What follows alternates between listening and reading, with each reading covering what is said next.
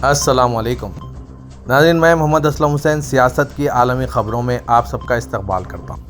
اقوام متحدہ کی جنرل اسمبلی میں فلسطین کی قرارداد پر آج چہارشنبے کو ووٹنگ ہوئی، جس میں اسرائیل سے غزہ میں غیر قانونی موجودگی ختم اور مقبوضہ مغربی کنارے کو 1 سال کے اندر خالی کرنے کا مطالبہ کیا گیا۔ خبر رساں ایجنسی ایسوسی ایٹ پریس کے مطابق فلسطینی قرارداد میں اسرائیلی افواج کے انخلا اور یہودی آباد کاروں کی بستیوں کو ختم کرنے کا بھی مطالبہ کیا گیا۔ اس قرارداد کو اقوام متحدہ کی 193 رکنی جنرل اسمبلی میں ووٹنگ کے لیے ایسے وقت میں پیش کیا گیا ہے جب غزہ میں حماس کے خلاف اسرائیل کی جنگ کو اگلے ماہ کی 7 تاریخ کو 1 سال ہو جائے گا۔ یہ جنگ 7 اکتوبر کو جنوبی اسرائیل میں حماس کے حملوں میں شروع ہوئی تھی اور اس وقت فلسطین کے علاقے مقبوضہ مغربی کنارے میں بھی تشدد نئی بلندیوں پر ہے۔ اقوام متحدہ میں فلسطین کے سفیر ریاض منصور نے گزشتہ روز جنرل اسمبلی کے اجلاس میں خطاب کرتے ہوئے کہا تھا کہ فلسطینیوں کے وجود کو خطرہ لاحق ہے اور دعویٰ کیا کہ اسرائیل نے انہیں زنجیروں میں جکڑ رکھا ہے۔ انہوں نے مطالبہ کیا کہ اسرائیل کے کئی دہائیوں سے جاری قبضے کو ختم کیا جائے اور فلسطینیوں کو اپنے ملک میں امن اور آزادی کے ساتھ رہنے کے قابل بنایا جائے۔ اقوام متحدہ میں اسرائیل کے سفیر ڈینی ڈینن نے رکن ممالک پر زور دیا کہ وہ اس قرارداد کو مسترد کریں۔ انہوں نے قرارداد کو سفارتی دہشت گردی کے ذریعے اسرائیل کو تباہ کرنے کی کوشش قرار دیتے ہوئے کہا کہ اس میں حماس کے مظالم کا ذکر نہیں کیا گیا اور حقائق کو توڑ موڑ کر افسانے سے بدل دیا گیا۔ یہ قرارداد جولائی میں اقوام متحدہ کی اعلیٰ عدالت کے اس فیصلے کے بعد لائی گئی ہے جس میں کہا گیا تھا کہ فلسطینی علاقوں میں اسرائیل کی موجودگی غیر قانونی اور اسے ختم ہونا چاہیے۔ تائیوان کی کمپنی گولڈ اپولو کے بانی چینگ کوانگ نے تردید کی ہے کہ منگل کو لبنان میں ہوئے دھماکوں میں استعمال کیے گئے پیجرز ان کی کمپنی نے نہیں بنائے تھے۔ برطانوی خبر رساں ایجنسی رویٹرز کے مطابق گولڈ اپولو کے بانی چینگ کوانگ نے آج چہارشنبے کو صحافیوں سے گفتگو میں کہا کہ دھماکے میں استعمال ہوئے پیجرز یورپ کی ایک کمپنی نے بنائے تھے جسے تائیوان کی فرم کے برانڈ کو استعمال کرنے کا حق حاصل تھا۔ دوسری جانب خبر رساں ایجنسی AFP کے مطابق تائیوان کی کمپنی گولڈ اپولو کے بانی نے تردید کرتے ہوئے کہا ہے کہ وہ ہماری مصنوعات نہیں ہیں، ہم سے وہ مصنوعات کیسے منسوب کی جا سکتی ہے جو ہم نے بنائی ہی نہیں۔ لبنان کے سیکورٹی ذرائع نے دعویٰ کیا ہے کہ اسرائیل کی خفیہ ایجنسی موساد نے دھماکوں سے چند ماہ پہلے حزب اللہ کے لیے تائیوان کے بنائے گئے 5000 پیجرز میں دھماکہ خیز مواد نصب کیا تھا۔ لبنان کے ایک سینئر سیکورٹی ذریعے نے برطانوی خبر رساں ایجنسی رویٹرز کو بتایا کہ حزب اللہ نے تائیوان میں مقیم گولڈ اپولو کے بنائے ہوئے 5000 پیجرز کا آرڈر دیا تھا، جس کے حوالے سے کئی ذرائع کا کہنا ہے کہ موسم بہار میں ملک میں لایا گیا تھا۔ عسکریت پسند گروپ حزب اللہ کے سینکڑوں ارکان کے زیر استعمال پیجرز منگل کو لبنان اور شام میں تقریباً بیک وقت پھٹ گئے، جس کے نتیجے میں ایک 8 سالہ بچی سمیت کم از کم 9 افراد ہلاک جبکہ 3000 کے قریب زخمی ہو گئے ہیں۔ زخمی ہونے والوں میں لبنان میں ایران کے سفیر بھی شامل ہیں۔ عہدیداروں نے اس ریموٹ حملے کے لیے اسرائیل کو مورد الزام ٹھہرایا۔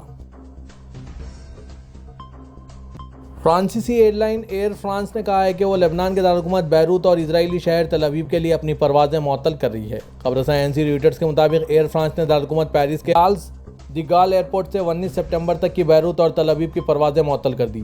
ایئر لائن نے آج اپنے بیان میں کہا ہے کہ مشرق و سطح میں کشیدہ صورتحال کے پیش نظر یہ فیصلہ کیا گیا جس کے بڑھنے کا خدشہ ہے۔ ایئر فرانس نے مزید کہا کہ بیروت اور تل ابیب کے لیے پروازیں معمول پر لانے کا فیصلہ صورتحال کا تخمینہ لگانے کے بعد کیا جائے گا۔ قبل ازیں لوفتھانسا گروپ نے کہا تھا کہ اس کے طیارے اسرائیل اور ایران کی فضائی حدود استعمال کرنے سے گریز کریں گے اور وہ تہران اور تل ابیب کے لیے اپنی پروازیں معطل کر رہا ہے۔ لبنان میں منگل کو حزب اللہ کے زیر استعمال پیجرز میں دھماکوں کے بعد خطے میں کشیدگی بڑھ گئی ہے۔ ان دھماکوں میں 9 افراد ہلاک جبکہ جنگجوؤں سمیت 2800 زخمی ہوئے ہیں۔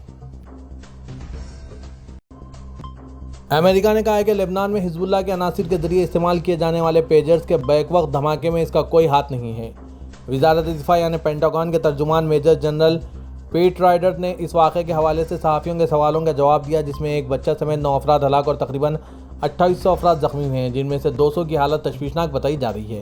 جب ان سے پوچھا گیا کہ کیا اس واقعے میں امریکہ ملوث تھا، انہوں نے کہا کہ جہاں تک میں جانتا ہوں امریکہ کا اس میں کوئی دخل نہیں ہے، یہ ایک ایسا مسئلہ ہے جس کی ہم نگرانی کر رہے ہیں۔ یہ پوچھا جانے پر کہ کیا یہ دھماکے کے بعد خطے میں امریکی فوجی پوزیشن میں کوئی تبدیلی آئی ہے تو رائڈر نے کہا کہ مشرق و سطح میں امریکی طاقت کی پوزیشن میں کوئی تبدیلی نہیں آئی ہے۔ مزید ترجمان نے کہا کہ وزیر خارجہ لائیڈ آسٹن اس بات کو یقینی بنانے پر بہت توجہ دے رہے ہیں کہ یہ کشیدگی وسیع علاقائی تنازع میں تبدیل نہ ہو جائے۔ وہ سمجھتے ہیں کہ اسرائیل اور حزب اللہ کے درمیان جاری تنازعات کو کم کرنے کا بہترین طریقہ سفارتکاری ہے۔ امریکی وزیر خارجہ اینٹونی بلنکن نے آج چہارشنبے کے روز واضح کیا کہ امریکہ کو لبنان میں منگل کے واقعے کے بارے میں پہلے سے کوئی علم نہیں تھا جس میں حزب اللہ کے 4000 سے زیادہ ارکان کے پیجرز پھٹ گئے، جس کے نتیجے میں اب تک 12 افراد ہلاک ہو چکے ہیں۔ بلنکن نے قاہرہ میں مصری وزیر خارجہ بدر عبداللطیف کے ساتھ مشترکہ پریس کانفرنس کے دوران صحافیوں کو بتایا امریکہ کو ان واقعات کے بارے میں علم نہیں تھا اور نہ ہی وہ ان واقعات میں ملوث تھا۔ ہم ابھی بھی معلومات اکٹھی کر رہے ہیں اور حقائق اکٹھے کر رہے ہیں۔ قاہرہ کا دورہ گزشتہ سال حماس کے 7 اکتوبر کو اسرائیل پر حملے کے بعد بلنکن کا خطے کا 10واں دورہ ہے، تاہم ان کا اس بار اسرائیل کا دورہ طے نہیں۔ امریکی وزیر خارجہ نے کہا کہ بہت واضح ہے اور ہم تمام فریقوں کی اہمیت کے بارے میں بالکل واضح ہیں کہ کسی بھی ایسے اقدام سے گریز کریں جس سے غزہ میں اس تنازع کو مزید بڑھایا جا سکے جسے ہم غزہ میں حل کرنے کی کوشش کر رہے ہیں، تاکہ اسے دوسرے محاذوں تک پھیلنے نہ دیں۔ واضح طور پر کسی کے بھی مفاد میں نہیں ہے کہ وہ ایسا ہوتا دیکھیں، اور اسی لیے ایک بار پھر یہ ضروری ہے کہ تمام فریق کسی بھی ایسے اقدام سے گریز کریں جس سے تنازع میں اضافہ ہو۔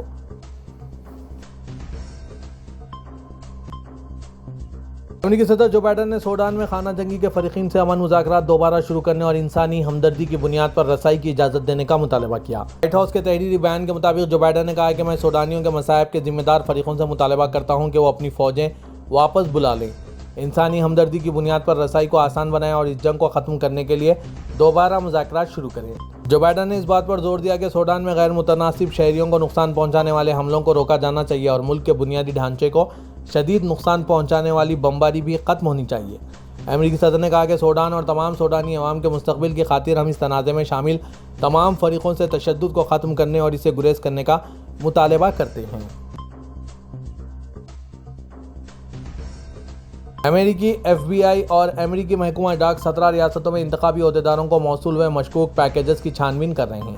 خبر کے مطابق وفاقی تفتیش کاروں نے کہا کہ وہ پیکیجز کو اکٹھا کر رہے ہیں اور ان میں سے کچھ میں نامعلوم مادہ پایا گیا ہے، جبکہ کسی بھی شخص کے زخمی ہونے کی کوئی اطلاع موصول نہیں ہوئی۔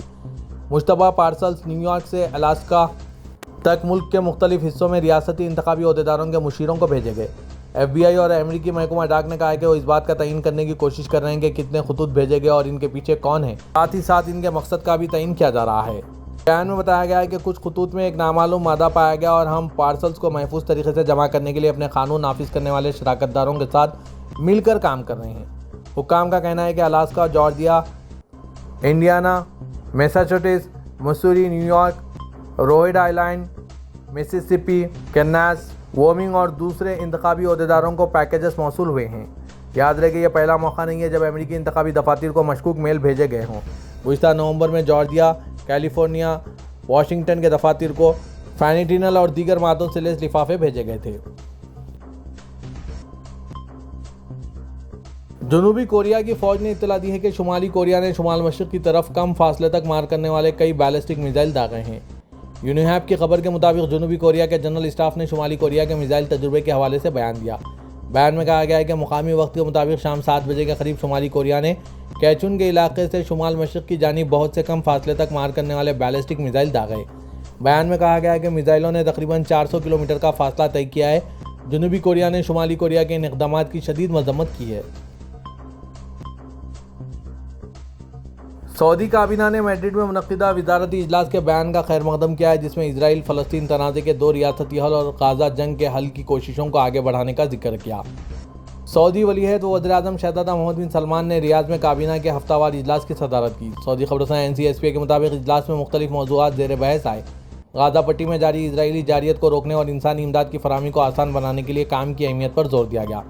متاثرہ فلسطینی عوام کی مشکلات کو کم کرنے کے حوالے سے امداد کی جامع ترسیل کے طریقہ کار کو منظم بنانے کے لیے عالمی سطح پر احتساب کے عمل کو فرد کرنے کو اہم قرار دیا گیا۔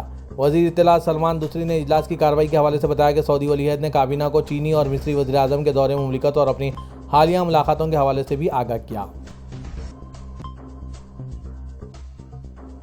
سعودی وزیر خارجہ شہزادہ فیصل بن فرحان غزہ کے متعلق OIC کی کانفرنس میں شرکت کے لیے اردن پہنچ گئے۔ سعودی پریس ایجنسی کے مطابق اردن کے دارالحکومت عمان میں OIC کی وزرائے خارجہ کی سطح کی کانفرنس ہوگی۔ کانفرنس میں غزہ کی تازہ ترین صورتحال اور جنگ بندی کے لیے کی جانے والی مشترکہ کوششوں کا جائزہ لینے کے علاوہ رواں ماہ نیو یارک میں ہونے والے اقوام متحدہ کے اجلاس میں مشترکہ پالیسی کے لیے تبادلہ خیال ہوگا۔ خادم حرمین شریفین شاہ سلمان بن عبدالعزیز اور ولی عہد شہزادہ محمد بن سلمان نے جزائر قمر کے صدر کرنل عثمان غزالی پر حملے کی سخت مذمت کی۔ سعودی پریس ایجنسی کے مطابق سعودی قیادت نے جزائر قمر کے صدر کرنل عثمان غزالی کو مکتوب روانہ کیے۔ سعودی قیادت نے جزائر قمر کے نام اپنے مکتوب میں کہا ہے کہ ہمیں مذموم حملے کی اطلاع ملی ہے جسے ہم یکسر مسترد کرتے ہیں۔ سعودی قیادت نے جزائر قمر کے صدر کو کہا ہے کہ سعودی عرب تشدد کی ہر شکل و صورت کی مذمت کرتا ہے۔ سعودی قیادت نے جزائر قمر کے صدر کے لیے صحت و عافیت کی امید کا اظہار کیا ہے۔ ترکیہ اور امریکہ کے درمیان ہوئی ملاقات میں شام کی تازہ ترین صورتحال پر تبادلہ خیال کیا گیا۔